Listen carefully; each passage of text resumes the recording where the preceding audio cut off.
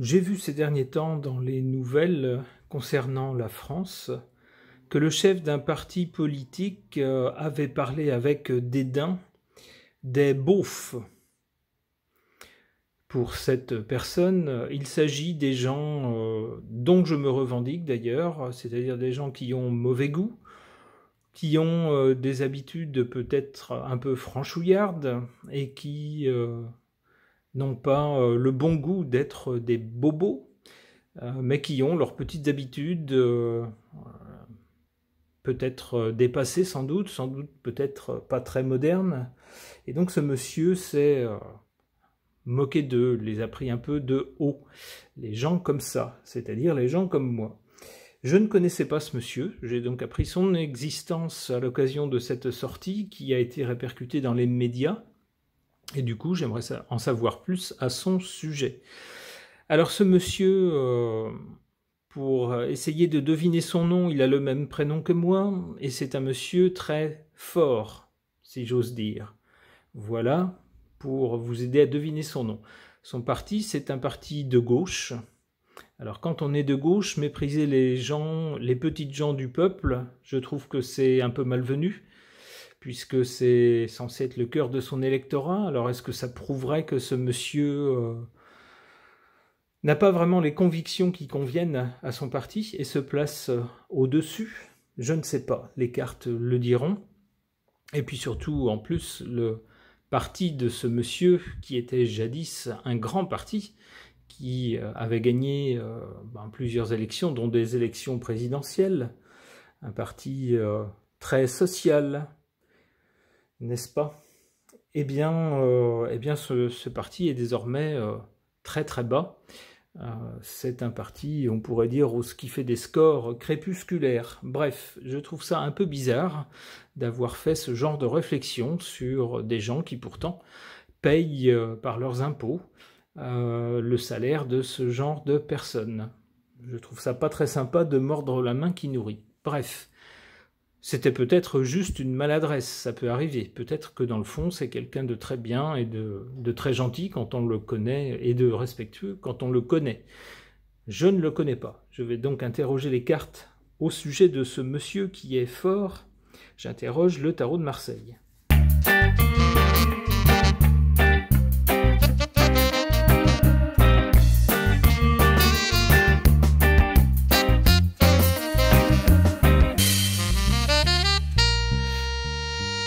Alors tout est retourné, j'ai probablement rangé le jeu à l'envers puisque je les mets en général toujours droite, donc je vais me permettre de tout remettre à l'endroit, puisque dans ce cas-là, si tout est retourné, ça n'a pas de sens particulier.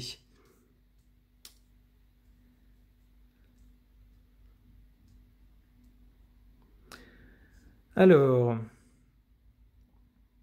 concernant l'origine ou le passé de ce monsieur, on voit avec cette carte du pendu, cette carte suggère que ce monsieur a dû ronger son frein sans doute pendant un moment avant d'arriver à son poste actuel.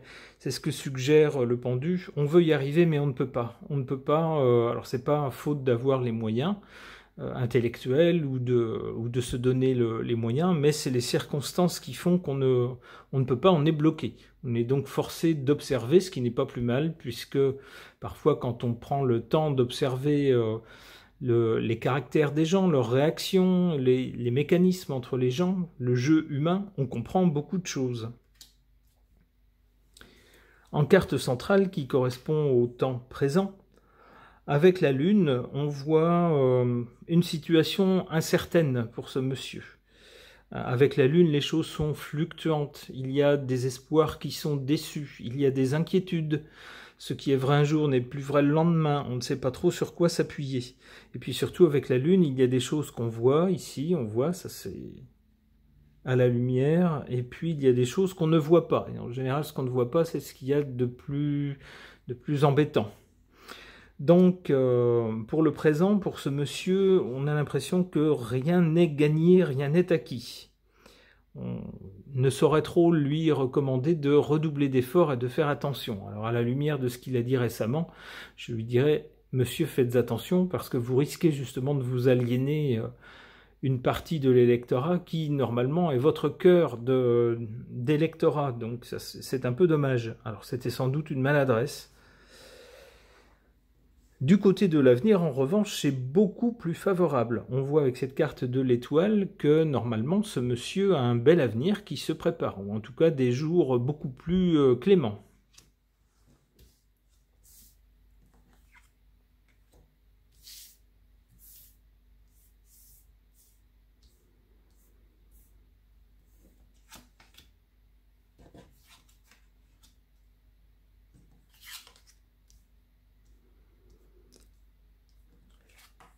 En défaveur ou en position faible, on a cette carte de l'empereur. Alors j'ai deux façons de l'interpréter. La première, ça concerne directement ce monsieur. En tant que chef, ça n'est qu'un petit chef, parce que son parti fait des scores très faibles. Donc il a beau être chef de ce parti, il n'est pas très audible dans les médias, sauf quand il fait des déclarations qui attirent l'attention du public. Alors attention à ce que ces déclarations n'attirent pas l'attention de façon défavorable, pour de mauvaises raisons, comme ce fut le cas récemment. L'autre façon d'interpréter cette carte, ça serait l'empereur, notre empereur actuellement à la tête du pays. Vous voyez de qui je veux parler, celui qui nous illumine de sa lumière céleste. Eh bien, ici, l'empereur jouerait en sa défaveur, c'est-à-dire que l'empereur ne passerait peut-être pas ses jours et ses nuits à élaborer des plans machiavéliques, faut pas aller jusque-là, mais à l'occasion, essaierait de sortir du jeu ou de maintenir dans l'ombre ce monsieur et son parti. En faveur de ce monsieur fort, on a cette carte de la force. Alors malgré l'adversité, malgré sa situation pas très reluisante actuellement, malgré cette sortie malheureuse qu'il a eue concernant les beaufs, eh bien ce monsieur a la force de son côté. Et on nous dit que c'est positif, c'est-à-dire que c'est quelqu'un qui est conscient que les choses ne sont pas gagnées, qu'il faut se battre pour y arriver, alors y compris, je pense, à son propre niveau, au niveau de son parti. Je pense que d'autres personnes dans son entourage ont les dents longues et se verraient bien à la tête d'un parti. Donc il faut déjà qu'il se batte certainement ou qu'il fasse preuve de force envers son entourage, mais aussi dans le jeu politique en général, s'il veut pouvoir se faire entendre et gagner des électeurs.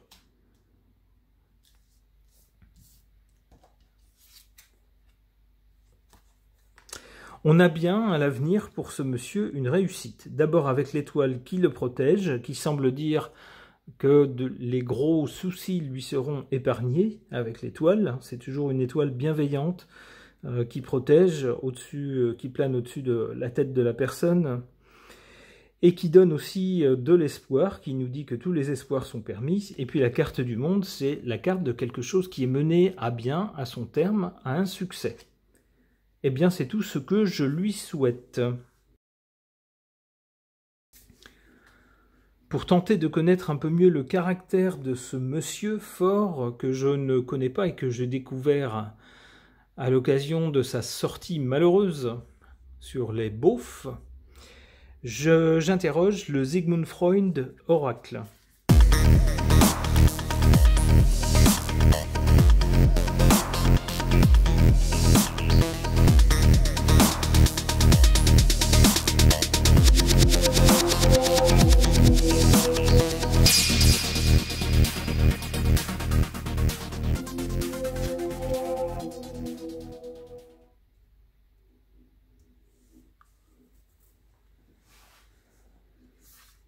Ici, du côté du passé, on a cette carte du cigare qui nous dit « Sometimes a cigar is just a cigar », c'est-à-dire parfois un cigare n'est rien de plus qu'un cigare.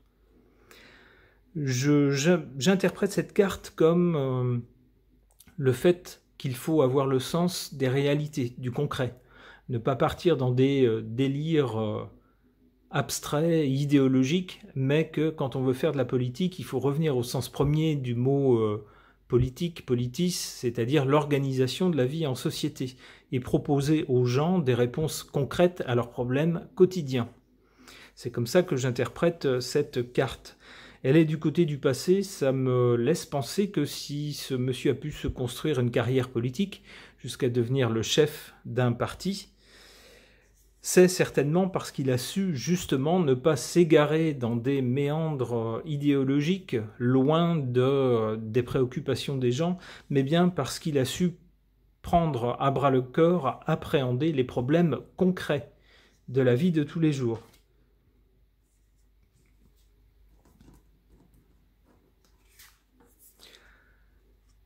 En carte centrale, qui vaut pour le présent, on a cette carte Retrospect qui nous dit « One day in retrospect, the years of struggle will strike you as the most beautiful ». C'est-à-dire, donc, rétrospection, un jour, en regardant en arrière, les années de lutte vous apparaîtront comme frappantes par leur beauté. Ce seront celles qui vous apparaîtront comme les plus belles de votre vie. Alors cette carte est située sur le présent. C'est-à-dire que pour le présent, comme dans le tirage précédent, on a quelqu'un qui doit se battre. On avait la force dans cette position-là avec le tarot de Marseille juste avant.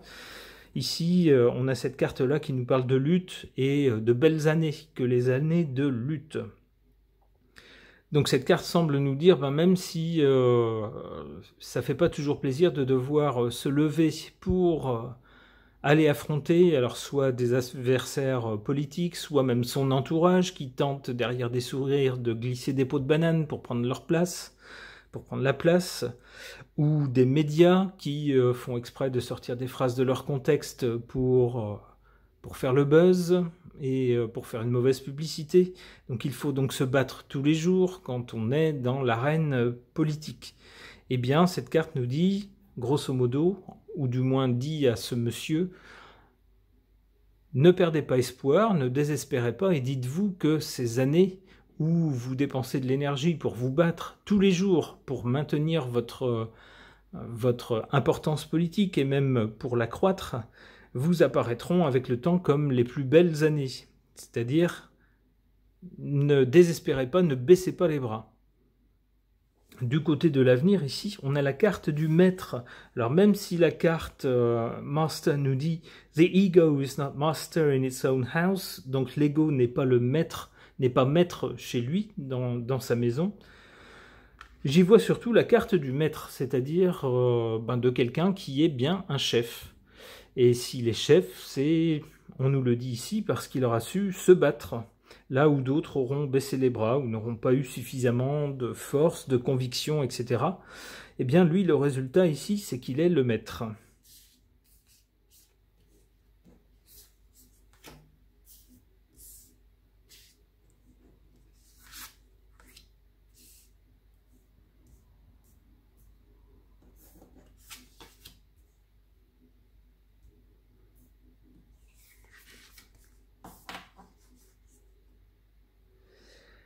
En négatif, par rapport à ce monsieur, on a cette carte des conflits, conflicts, qui nous dit quoi? Alors, flowers are restful to look at. Donc les fleurs sont reposantes à regarder. They have neither emotions nor conflicts. Elles n'ont ni émotion ni conflit. C'est-à-dire que pour se reposer, quand on veut, s'il voulait quelque chose de reposant, il fallait qu'il fasse fleuriste, parce que les plantes, ça ne parle pas. Ça ne parle pas, ça ne bouge pas, c'est reposant. Mais là, avec le métier qu'il a choisi, il y aura forcément des conflits. Parce qu'il n'a pas affaire à des plantes, à des fleurs, mais à des êtres humains, et puis à des êtres humains avides, certains perfides, d'autres qui manigancent des choses, etc. Donc, le point faible de sa situation, c'est cette carte des conflits. Il va être entouré de conflits, ou il l'est déjà probablement, non seulement dans son propre parti, mais par rapport à tous les autres acteurs de la vie politique. En sa faveur, on a cette carte De la moralité, on nous donne l'adjectif moral, et on nous dit « Men are more moral than they think and far more immoral than they can imagine ». Donc on nous dit « Les hommes sont plus moraux qu'ils ne le pensent et beaucoup plus immoraux qu'ils ne peuvent l'imaginer ». Et pourquoi est-ce que cette carte est placée ici en position favorable? Eh bien peut-être que c'est quelqu'un qui justement a comme atout dans sa manche d'être bien conscient. Alors ça fait écho à la carte ici du cigare qui nous dit de, comment dire, de prendre les choses telles qu'elles sont concrètement, de ne pas se perdre en idéologie. Eh bien ici on aurait quelqu'un qui serait bien conscient des faiblesses humaines, du fait que les gens, beaucoup de gens ont quand même bon cœur, ils sont touchés par la détresse des autres, ils vont donner un petit coup de main si ça leur coûte pas trop, et si c'est pas trop gênant, si ça les engage pas trop. Mais d'un autre côté aussi, et tout cela est mélangé dans une seule personne souvent, il y a aussi de l'immoralité chez l'être humain qui, bien sûr, s'il peut avoir des petits passe-droits ou de petites choses, du concret, de l'argent, du pouvoir, etc., tout ce genre de choses qui embellissent la vie, s'il peut les avoir, même si c'est de façon pas très honnête, eh bien beaucoup de gens vont succomber. C'est dans la nature humaine. Et donc avec cette carte, je pense que ce monsieur est très conscient de tout ça, il est très conscient de, on va dire, de la mentalité des gens, alors non seulement de ses électeurs, mais également de toute la population. Et sa sortie justement sur les beaufs était peut-être une expression un peu trop directe de ce qu'il a à l'esprit, c'est-à-dire que certaines personnes sont un peu indécrottables, sont un peu rétifs au changement, sont un peu confis dans leurs habitudes, ont parfois des réactions pas toujours sympathiques vis-à-vis de certains autres groupes de personnes, etc. C'est comme ça que je vois cette carte, c'est comme ça que je l'interprète, et cela joue en sa faveur. Ça voudrait dire que c'est quelqu'un qui a bien, qui pressent bien, qui saisit bien la mentalité de ses concitoyens. Et cela joue évidemment forcément en sa faveur s'il est un homme politique. Et puis donc du côté de l'avenir, on a cette carte du maître qui laisse présager le meilleur le concernant.